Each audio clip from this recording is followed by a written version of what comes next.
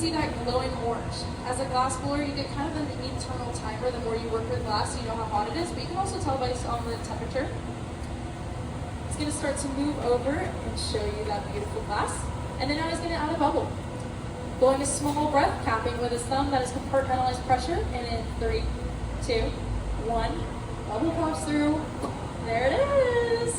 And he's showing you up close. You can really see that. He's using some gravity to move it through. But now he's going to go back and he's going to shape it once again. Getting some more air inflated in there. You're going to see that glow start to simmer down a little bit, and it's losing that temperature. Now he's taking what are called jacks. Those are solid steel tweezers essentially. Very versatile tool. He's going to use these throughout the entire program. But you saw those flames coming off? That is beeswax reacting against the hot glass. Pretty cool, right? So he's going to move it over there and continuously shape it. These are really versatile. He's going to use them quite a bit. But he's going to be pinching, smoothing, all kinds of things with these. Inflating that once again, starting to lose that glow. It's going to start gradually reaching to 1,000 degrees Fahrenheit. That is considered cold in the glassblowing world, so it's going to become solid.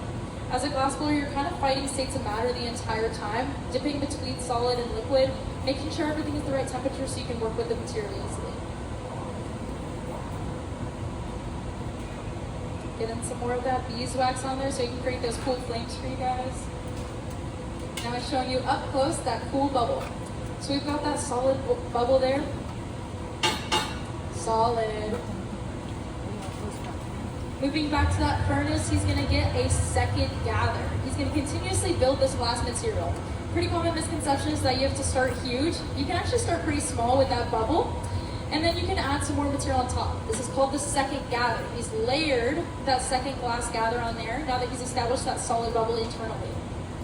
Now he's got to add some color to the piece, of course, so he's moving over here to add frit, F-R-I-T. That is shards of brown colored glass. So he's going to apply that color on there against a marble table. That is that stainless steel table there. And he's applying that color gradually, shaping the tip into more of like a Q-tip shape. Now steel will gradually cool down that glass pretty quickly. So he's working and moving that into the material, bedding it in.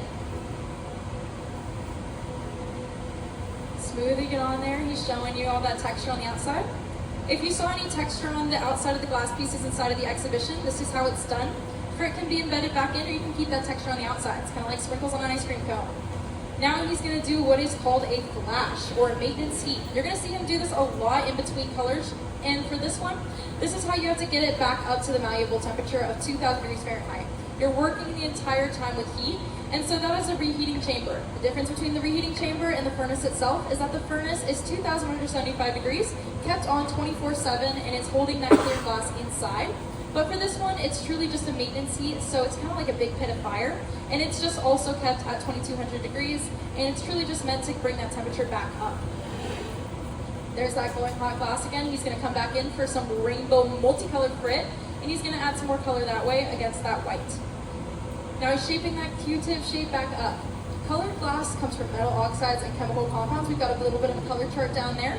But all these different colors come together from color rods. They're about this big, solid, opaque, essentially glass crayons, and you can buy them from the Kugler company in Germany. Frit is just ground up colored glass that has been shaped onto there, and this is definitely preferable for our glass blowers. They get really beautiful colors all the way throughout. There we go. He's going to do another maintenance heat, bringing that temperature back up. And those color rods all come from different raw materials, and that means that all of them are different price points. As a glass artist, you're going to buy these, and the most expensive glass to buy is pink glass because you have to use gold chloride and only gold.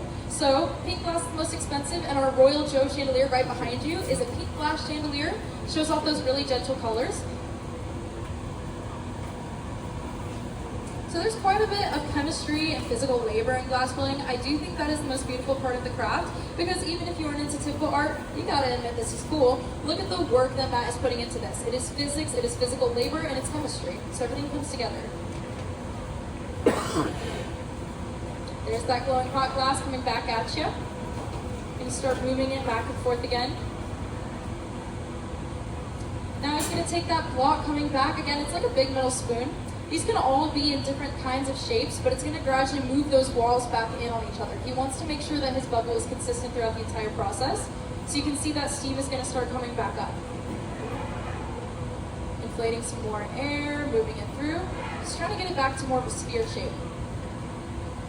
Using gravity, he's going to swing it kind of like a pendulum, and he's going to use that gravity to get it to the shape he needs, so he can put it back in his maintenance furnace.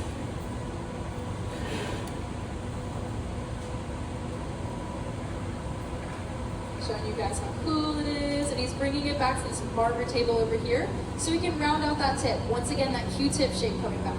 Now as the glass cools down, you can really see that frit, that multicolored frit, is starting to show a little bit more. He's gauging it based on the temperature that he sees and feels. A little bit more air in there, gotta get inflated. And glassblowing is kind of like pottery in that sense. You have to keep it symmetrical the whole time. So using motion, you're gonna continuously move it. And now he's going to take this rubber, essentially straw again, and he's gonna be using it to inflate the air. Since he's glassblowing alone today and I'm not an assistant, I'm just narrating for y'all, he's gonna use that to control his breath since he can't speak during this. Once again, if anyone has any questions, I'm available. You may also notice that both of us look a little nerdy up here. We're both wearing glasses, and that is heat protection. As a glassblower, you do have to worry about your retinas from heat exposure, and so I'm wearing these here to stay very safe, and so is Matt.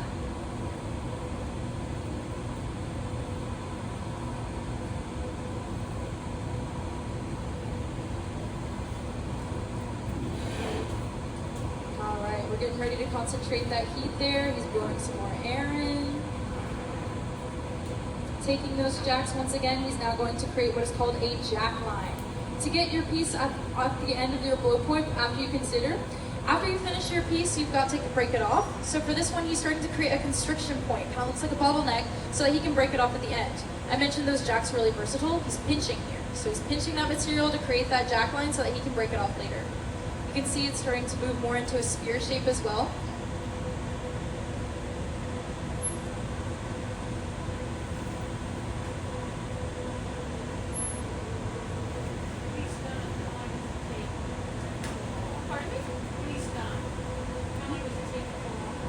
It's going to take 16 hours to cool down. I'm very glad you asked that. The longest time in glassblowing is not creating it, as you're going to see here.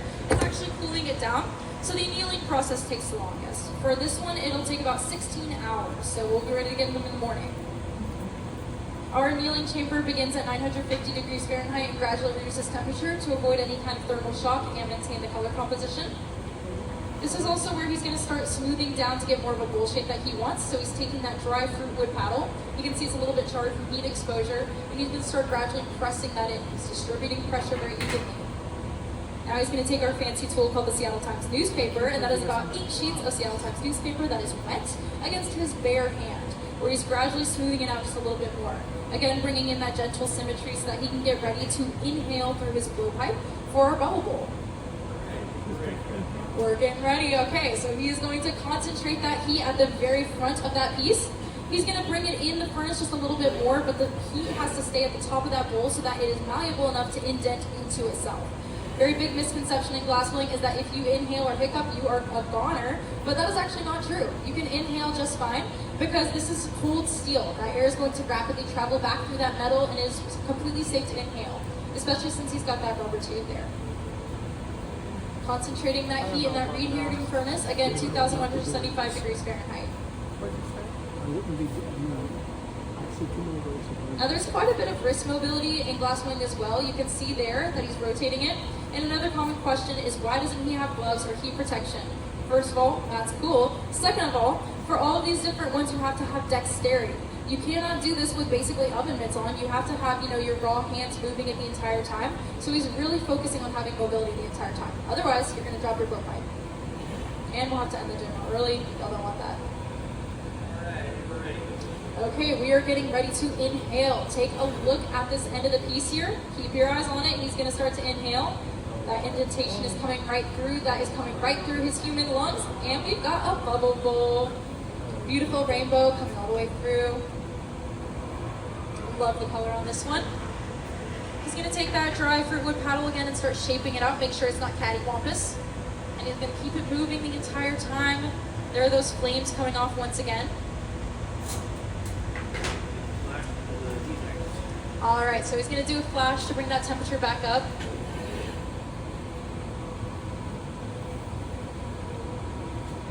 Y'all staying toasty down there? Feeling okay? Me too. Okay. Okay, so now I get to do something really cool, and I'm going to blow some beeswax in there, flames and fire, telling you it's cool. Ring of fire right there. So that beeswax burns off in that hot glass. That way Matt can continuously work with it. So now we're getting ready to take it off. That jack line is coming right back. That is a pizza peel. He's going to take his blowpipe and he's going to put it back on there in just a second. That constriction point is really important, and you have to make sure that everything is really even, but maintaining that flash is important because, as I mentioned, you have to put it back into the annealing chamber at 950 degrees. Cool. That jack line's coming back, and he's going to use those jacks to pinch it off. So he's going to do a few little droplets of water, creating micro fractures at that bottleneck there. That way he can set it on top, send shot through his blowpipe, comes right off, no problem. There it is. We've got a beautiful bubble bowl, but he's got to finish it off with a blowpipe, and he's going to take that blowtorch there and smooth out those shards of glass at the bottom, because you don't want it to be sharp. He's also going to take a stamp here in a second that reads CHS. That means Community Hot Shop, meaning it was made right here by our wonderful glass blowers.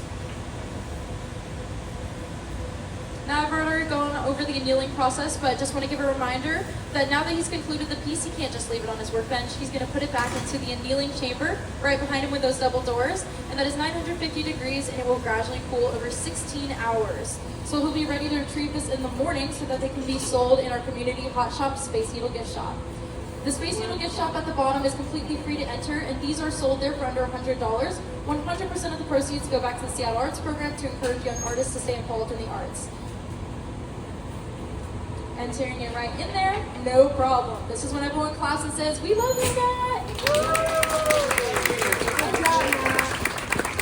All right, and that concludes this demonstration. Our next demonstration will be here in 3:30, so you guys are welcome to return back.